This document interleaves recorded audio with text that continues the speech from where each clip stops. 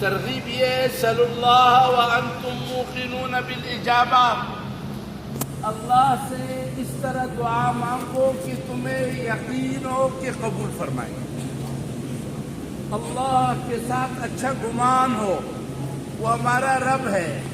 اس نے ہمیں نوازا ہے، اس نے ہمیں بڑھایا ہے، اس نے ہمیں کھلایا ہے، اس نے ہمیں بچایا ہے، اس نے ہمیں یہاں تک پہنچایا ہے، یہ اس کا نظر کرم ہے کہ اس کی توفیق سے اس کے دربار میں ہم حاضر ہیں،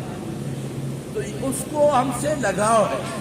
یہ جب تصور کریں گے کہ اس کریم رب کو مجھ سے محبت ہے، یہ کوئی خاص عطا ہے اس کریم رب کی،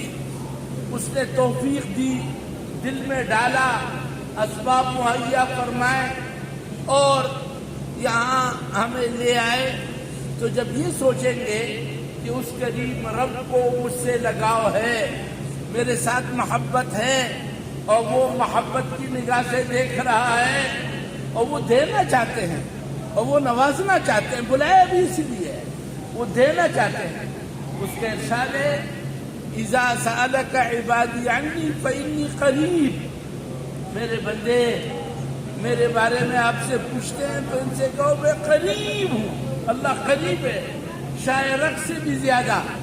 نحن اقرب الیہ من حبل الورید، یہ جو شاعرک ہے انسان کی سب سے قریب ترین ہوتا ہے،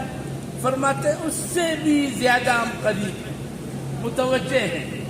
دیکھ رہے ہیں، سن رہے ہیں، قادر ہے۔ دعا کے لیے چند تصورات ضروری ہے، وہ ہے دیکھ بھی رہا ہے، سن بھی رہا ہے،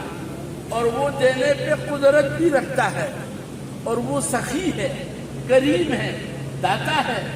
دینا چاہتے ہیں۔ تو اس یقین کے ساتھ یہ کہ جو گناہ ہیں ہمارے، اس سے وہی رکاوٹ ہے قربت میں، اللہ کے قریب ہونے میں ہمارے گناہ رکاوٹ ہے۔ تو گناہوں سے توبہ، سارے کبائر، جتنا غلط دیکھا، غلط سنا، جوانی کے گناہ، خلوت کے گناہ، اور حقوق اللہ، حقوق العباد، حقوق العباد کے بارے میں یہ ہے کہ یہ نیت کی جائے کہ بندوں کے جو حق ہیں، جو حق تلفی ہوئی، والدین کی، بہن بھائیوں کی، یا